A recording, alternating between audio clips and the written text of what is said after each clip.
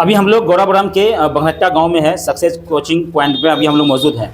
सभी लोग को पता है कि कल 29 तारीख था और कल बिहार बोर्ड एग्ज़ाम का जो है 10वीं का रिजल्ट घोषित हुआ। उसके बाद जितने भी क्षेत्र के जो बच्चे हैं जिन्होंने अच्छा मार्क्स लाया है, अच्छा रिजल्ट लाया है, अपने क्षेत्र का नाम रोशन किया है, ऐसे तमाम बच्चों को लोग बधाइयाँ दे रहे हैं।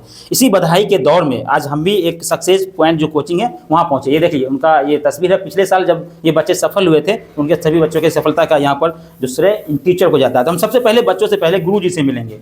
दिलशाद जी हमारे साथ हैं। सुदूर इलाका में रहकर अपना एक छोटा सा कोचिंग चलाकर यहाँ सभी बच्चों के लगभग ऐसा पहली बार मुझे लगता है हुआ है दिलशाद जी कि आपके कोचिंग का एक भी बच्चा ऐसा जो विफल ना हुआ हो, सभी बच्चे सफल हुए। इसका सबसे बड़ा कारण क्या है? सबसे पहले आपका मैं धन्यवाद करना चाहता हूँ कि आपने इस छोटी सी कोचिंग में भी आपने आए जी। मैं आप सभी का धन्यवाद करना चाहता हूँ। मैं कई वर्षों से कोचिंग चला रहा हूँ, लगभग 2018 से चला रहा हूँ, लेकिन प्रत्येक साल 1-2 बच्चा 400 क्रॉस करते हैं, लेकिन इस बार 100% रिजल्ट रहा है। उसमें भी 17 बच्चे में 15 बच्चे फर्स्ट डिवीजन पास किए, उसमें से 5 बच्चे हैं जो 400 प्लस है। उसमें इमामुल जो है वो पूरे गौराबोराम में तीसरा स्थान पर आए हैं और अपने ओमकार हाई स्कूल जो सुपौल पे है उसमें 2nd रैंक पे आए हैं। और ये लड़का बहुत मेहनती और लगनशील था। हमें उम्मीद था जो ये बच्चा कुछ बेहतर करेगा।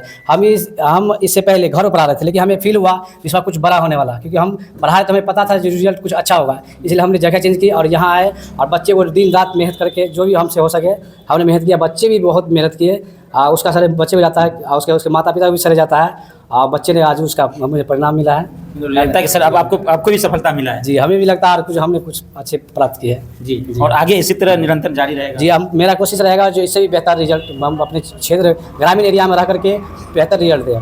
ग्रामीण इलाके में भी बेहतर रिजल्ट देने वाले एकमात्र कोचिंग संस्थान है और सक्सेस पॉइंट कोचिंग। हम यहाँ के कुछ छात्र एवं छात्रा हैं। सबसे पहले उन बच्चों से आपको रूबरू करते हैं जिन्होंने पूरे प्रखंड में कह सकते हैं कि अच्छा मार्क्स लाया है। और हमारे साथ इमामुल जी है, खड़े हो जाइए। सबसे पहले अपना परिचय पूरा दे दीजिए। अस्सलामु अलैकुम वरहमतुल्लाहि वबरकातुहू। मेरा नाम मोहम्मद इमामुल हक है। मेरे पिताजी का नाम मोहम्मद सिकंदर है।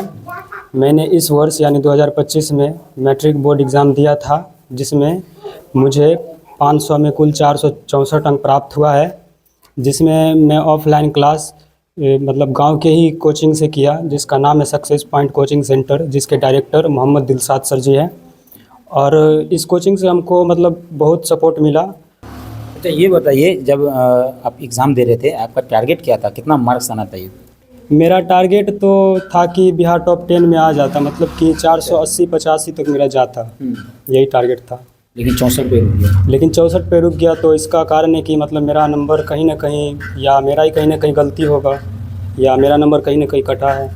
लगता है कि कटा है नंबर? हाँ, मेरा नंबर कटा है, ऐसा लगता है। अच्छा, तो अभी इस सफलता का सबसे बड़ा श्रेय किनको देना चाहेंगे? इस सफलता का सबसे बड़ा श्रेय तो किसी को नहीं, मतलब कि सब मिल के होता है। तो इसमें ऑफलाइन कोचिंग का भी योगदान है, ऑनलाइन का भी योगदान है, मेरे माता पिता का सबसे बड़ा योगदान है, उसमें मेरा खुद का भी योगदान है, तो सबका योगदान है। सबका योगदान है जी। चलिए एक बार इनके लिए जोरदार ताली दीजिए सब लोग।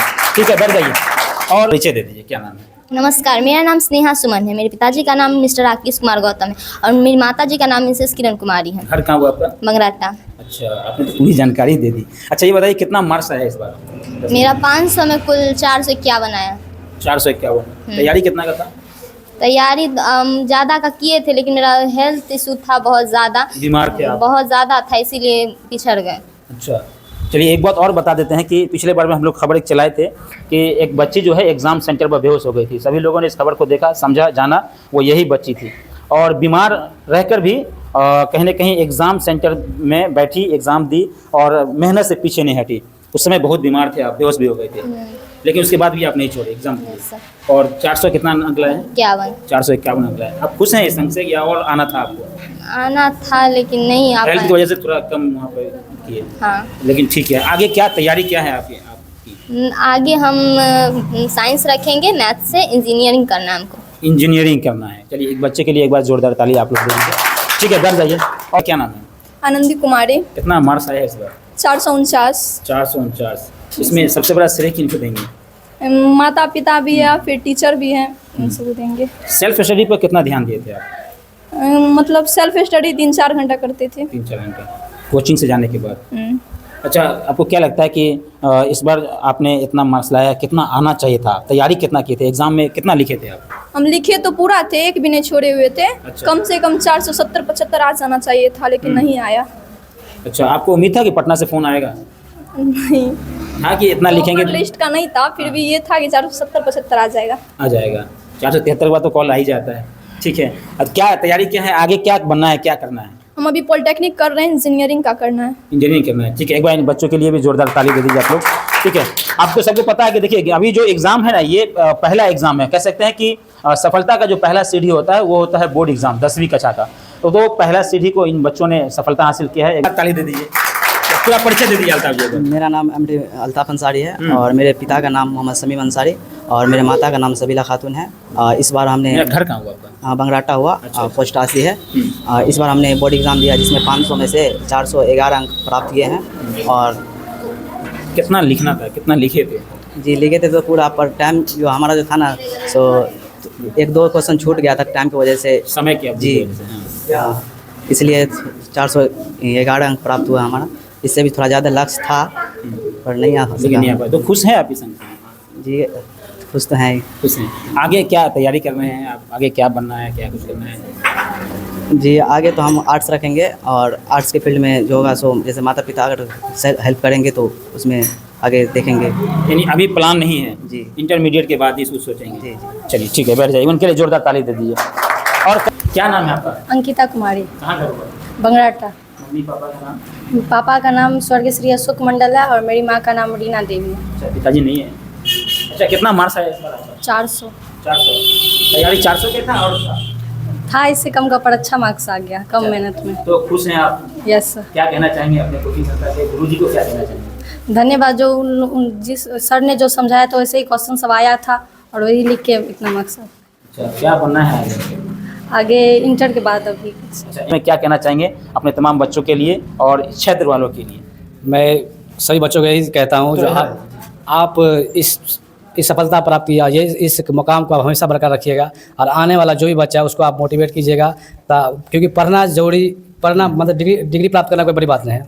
पढ़ करके कुछ बेहतर करना, समाज की सेवा करना, देश के प्रति लगाव रखना है ना, वो बेहतर है। इसलिए हम कहीं भी आप इतना अच्छा नंबर लाएं, कहीं आप जॉब हुए तो आप कहीं भी ईमानदारी से आप है ना, कोई जो भी काम आपको दिया जाएगा देश के प्रति जो भी, वो आप ईमानदारी से काम कीजिएगा और शिक्षा का सम्मान इज्जत को रखिएगा। क्योंकि समाज में बहुत अभी बुराइयाँ फैल रहा है, इसलिए आपसे हमें उम्मीद है और इस समाज को भी आप लोगों से उम्मीद है कि आप लोग अभी बेहतर किए और आगे भी बेहतर कीजिएगा और उस समाज को और ऊपर ले जाने का काम कीजिए। क्योंकि शिक्षा के बिना कोई आदमी आगे नहीं बढ़ सकता। आप वो लोग शिक्षा के फील्ड में आए हैं और आप लोग, हमें उम्मीद है कि आप लोग शिक्षा को इसी तरह बढ़ाते रहिएगा। हम लोग का सपोर्ट रहेगा, प्यार रहेगा, समर्थन रहेगा। माता पिता आप लोग का सपोर्ट कर ही रहा है इतनी बड़ी मेहनत करके। आप उसके बाद मैं ये भी कहना चाहूँगा कि अभी के दौर में माता पिता को भी थोड़ा बिलीव करना चाहिए बच्चे पर, बच्चे को थोड़ा भरोसा देना चाहिए कि मेरा बच्चा कुछ बेहतर करेगा, है ना। उसके किसी का यदि खराब रिजल्ट आ गया तो कोई दिक्कत नहीं, क्योंकि 2 मैदान भी लड़ेंगे तो एक जीतेंगे, वो हारेंगे ही।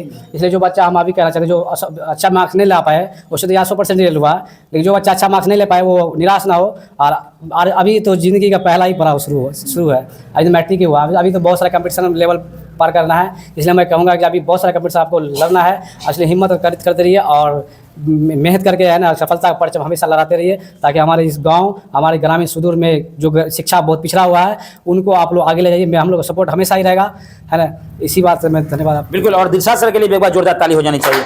सम्मान के लायक है, क्योंकि दिलशाद सर ने जो आज क्षेत्र में, ग्रामीण इलाके में, जहां बिना किसी संसाधन के, बिना किसी सुविधा के, बिना किसी यहाँ पर तकनीकी सुविधा के भी बच्चे पढ़ रहे हैं और अच्छा अंक हासिल कर रहे हैं, तो ये कहीं ना कहीं दिलशाद सर के लिए भी एक सफलता का बहुत बड़ा श्रेय इनको मिलता है और तमाम बच्चों की तरफ से, उनके जो अभिभावक हैं उनके तरफ से भी। चलिए अगले खबर में फिर हम आपसे मिलेंगे, तब तक के लिए बने रहिए।